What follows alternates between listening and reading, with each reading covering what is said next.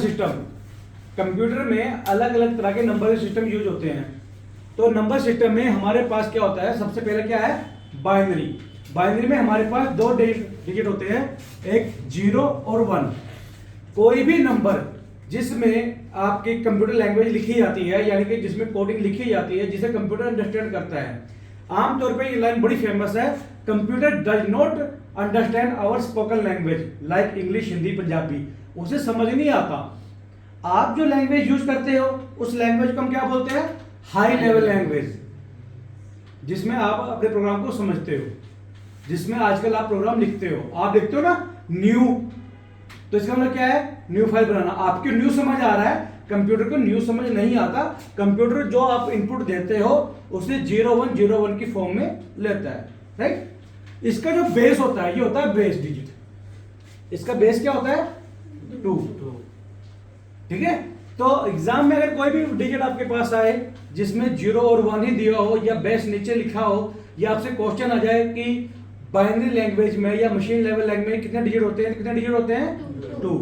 कौन कौन से, 0 एंड 1। इसका बेस क्या होता है, 2, ठीक है, नहीं है। उसके बाद दूसरे नंबर पे हमारे पास होता है ऑक्टल नंबर। ऑक्टल, आपके जो smartphone, tablets, mini computer, laptops जो बनते हैं वो इस पे बनते हैं, ऑक्टल नंबर सिस्टम पे। इसमें जो डिजिट होते हैं वो होते हैं 0 से लेके 7 तक, ठीक है। और यहां पर जिसका बेस होता है वो होता है 8। बात समझ आई। उसके बाद हमारे पास तीसरे नंबर पे जो होता है वो होता है डेसिमल। ये आप तकरीबन हर जगह यूज करते हो। इसका जो डिजिट होते हैं वो होते हैं 0 से 9, और इसका जो बेस होता है वो होता है 10। अब आप जितनी भी काउंटिंग लिख लो उनमें डिजिट 0 से लेकर 9 तक ही रहते हैं, और तो नहीं कोई आता। जब आप लिखते हो 10 तो क्या होता है, 1 एंड 0, डिजिट तो फिर वही चल रहे हैं, 0 1 2 3 4 9, राइट। तो ये जो हमारे पास होते हैं, जो आमतौर पे आप काउंटिंग वगैरह लिखते हो, उसे क्या है, वो हमारे पास डेसिमल नंबर होते हैं। उसके बाद हमारे पास होता है हेक्साडेसिमल।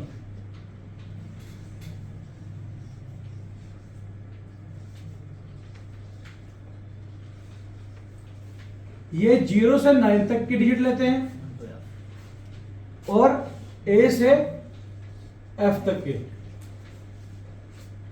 ठीक है। तो इसका जो बेस होता है वो होता है 16।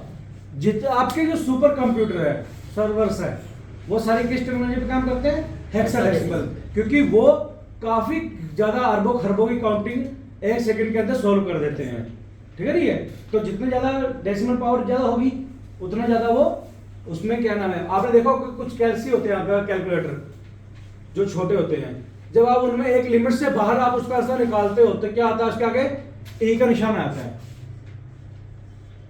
और वही कैलकुलेशन जब आप बड़े कैलकुलेटर के अंदर निकालते हो तो उसके अंदर नहीं आता, क्योंकि उसकी पावर ज्यादा होती है।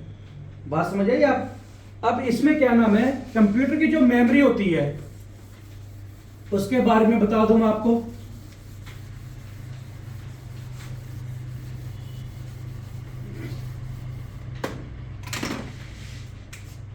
जब हम कंप्यूटर में कोई भी डिजिट लिखेंगे, मैंने ये बात पहले वहां पर बताई थी, दोबारा रिपीट करता हूं। अगर आपने कोई भी डिजिट फिलअप किया, कुछ भी लिखा, तो ये कहीं ना कहीं तो जगह घेरेगा ना। अगर एक टब है, टब समझते हो ना, बर्तन, जग लगा कुछ भी, अगर आप उसके अंदर एक बूंद पानी भी घेरोगे तो कहीं ना कहीं कुछ ना कुछ तो जगह घेरेगी ना। और जब वो बार बार गिरती रहेगी तो क्या होगा, भर जाएगी, ठीक है। तो इसी तरह से जब आप कंप्यूटर में कुछ लिखते रहते हो या कुछ फाइलें डाउनलोड करते रहते हो, कुछ MP3 सॉन्ग्स वगैरह या सॉफ्टवेयर वगैरह, तो उसकी मेमोरी जो होती है, स्टोरेज मेमोरी जो होती है, वो भरती रहती है, ठीक है। तो ये स्टोरेज मेमोरी जो होती है, इसमें भरने के लिए क्या होता है, अब मैं इसमें बताऊं कि इसको हम कैसे मेजर करते हैं। सबसे छोटा यानी कि एक कैरेक्टर अगर आप लिखते हो तो इसको हम बोलते हैं एक बिट, ठीक है। और 4 bit is equal to 1 nibble, ठीक है। 8 bits is equal to 2 nibbles is equal to 1 byte. ठीक है, आपको 8 bits is equal to 1 byte आए तब भी ठीक है, और 8 bits is equal to 2 nibble करो तब भी ठीक है, 2 nibble is equal to 1 byte करो तब भी ओके है। ठीक है, उसके बाद हमारे पास 1024 byte is equal to 1 kilo byte. ठीक है, उसके बाद हमारे पास आपकी जो फाइल्स वगैरह बनती है वो केबी में, या जो आप टेक्स्ट फाइल बनाते हो वो केबी वगैरह के अंदर बनती है। ठीक है, 1024 kilo bytes is equal to 1 megabyte. आपके MP3 सॉन्ग्स MB में होते हैं। ठीक है, ये तो CPU की कैश मेमोरी वगैरह जो होती है वो MB में होती है। ठीक है, गीगाहर्ट्ज में होती है। और 1024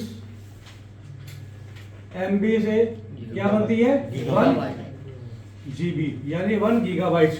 गीगाबाइट में क्या होते हैं आपके ग्राफिक कार्ड, आपके पेन ड्राइव, आपकी रैम, वो GB में होती है। ठीक है, 1024